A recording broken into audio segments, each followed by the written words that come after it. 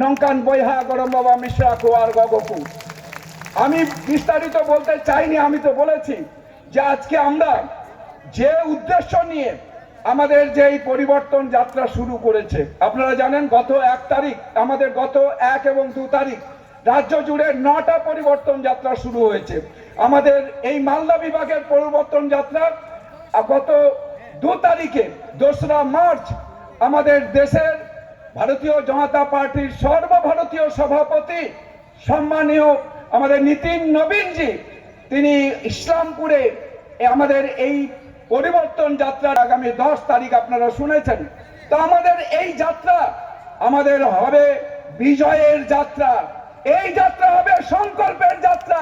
এই যাত্রার ভেতর দিয়ে আমরা সংকল্প নেব এই তৃণমূল কংগ্রেস যারা চোর, যারা চুরি করে গোটা রাজ্যটাকে শেষ করে দিয়েছে, মানুষের অধিকার কেড়ে নিয়েছে, যত কিছু করে যদি কাটবো না আর যত সে লেখা কো আবহাওয়া যত এই দেরি ওনা কো হামে টাকা দাও, এই চোরদের আমাদের শিক্ষা দিতে হবে। তার জন্য আমাদের সংকল্পবদ্ধ হতে হবে, আমাদের সবাইকে এক হতে হবে, চোরেদের জবাব আমাদের দিতে হবে।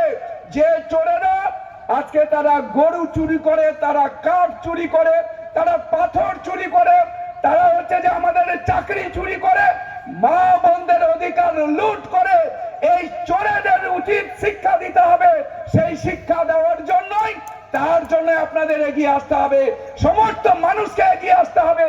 মানুষই হচ্ছে এটার কারিগর, মানুষ হচ্ছেন সারা বাংলার মানুষ। আজকে তৈরি আছে এই তৃণমূল কংগ্রেসের 15 বছর আমাদের কাঁদিয়েছে সমস্ত মানুষ, কেউ সুখে নেই, কেউ শান্তিতে নেই, সমস্ত মানুষের আজকে কাঁদিয়েছে। চাকরি নেই, আজকে হচ্ছে কোনো শিল্প নেই, কর্মসংস্থান নেই, আমাদের সব কিছু শেষ করে দিয়েছে, শিল্প শেষ করে দিয়েছে, আমাদের স্বাস্থ্যকে শেষ করে দিয়েছে, কোনো চিকিৎসা নেই, আমাদের এখানে হচ্ছে যে সমস্ত মানুষের সর্বনাশ করেছে। তাই এই সর্বনাশী এই তৃণমূল কংগ্রেসের একটাই হবে জবাব, এইবারের নির্বাচনে একটি আসনে তৃণমূল কংগ্রেস পাবে না। আমাদের উত্তরবঙ্গের আমাদের 54টা বিধানসভার আসন একটা আসনেও পাবে না। তারা এখানে শূন্য হাতে ফিরে যাবে, শূন্য হাতে তারা চলে যাবে। তার জন্য আমাদের প্রস্তুতি নিতে হবে। প্রত্যেকটা কার্যকর্তা, প্রত্যেকটা আমাদের পদাধিকারী যারা আছেন, বুথের সভাপতি থেকে শুরু করে জেলা পদাধিকারী পর্যন্ত, আমাদের বসে থাকার কোনো সময় নেই, ঘুমাবার কোনো সময় নেই।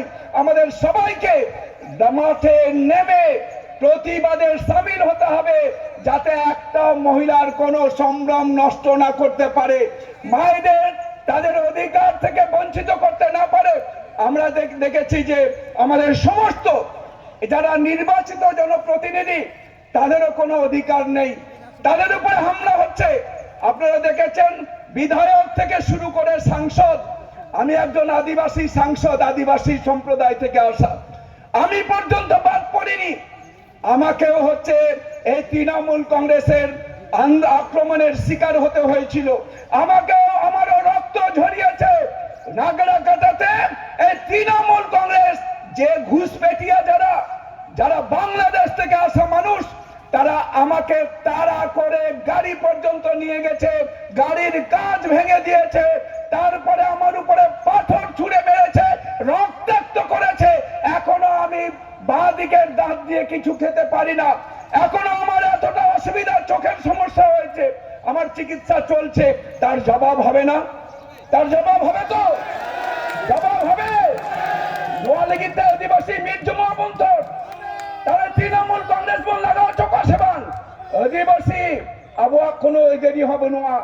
সাংসদ পর্যন্ত যখন উনি চেতানে উনগান গাজন উনগান কো বাজাও দিয়া, তাহলে হই কোন আবহাওয়া আপে যাবেন, আপে আতো উড়ালেন, আপে তো তাহলে কুচিকা দাঁড়িয়ে হজুক কান দিন যদি তৃণমূল কো হাইলেন খাই, তাহলে আবু তো মিটটাই কথা ভাবুন দাঁড়িয়ে গেলে যেমন চালকা ওই কানা যে শিলিগুড়ি রহো যে মিটটাই গগহর অকৈতা হুই কোনা পরেই হরময় তাহেকান উনিয়া হুই কোনা লাইট কো থইও কা দিয়া গিদ্র সুধাই বড়িয়া কানা পায় তার পায়ে তার মারতে মারতে শেষ পর্যন্ত তার পেটে হচ্ছে লাথি মেরে একজন আদিবাসী